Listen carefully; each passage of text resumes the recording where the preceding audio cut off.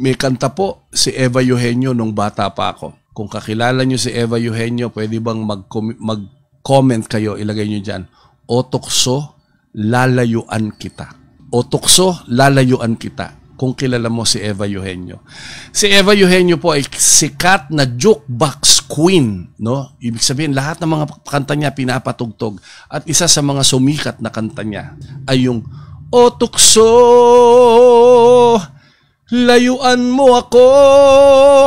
No? Pero sa totoo lang, hindi ka makakalayo. Hindi ka lalayuan ng tukso, palaging nandyan ng tukso. Pero parehas ni Joseph, ang kanta ni Joseph. O tukso, lalayuan kita.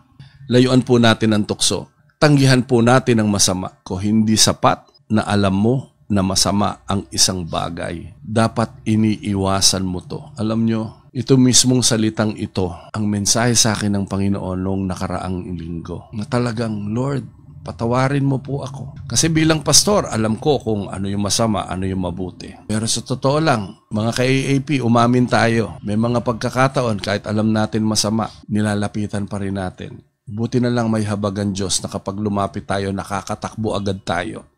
At nakakalayo agad tayo. Purihin ng Panginoon. Nakakapagsisi tayo, nakakahingi tayo ng tawad. Nakakalapit tayo sa trono ng biyaya. At nabibiyayaan tayo ng kapatawaran ng ating Panginoon. Alam niyo po, sa edad natin, may mga tukso pa rin.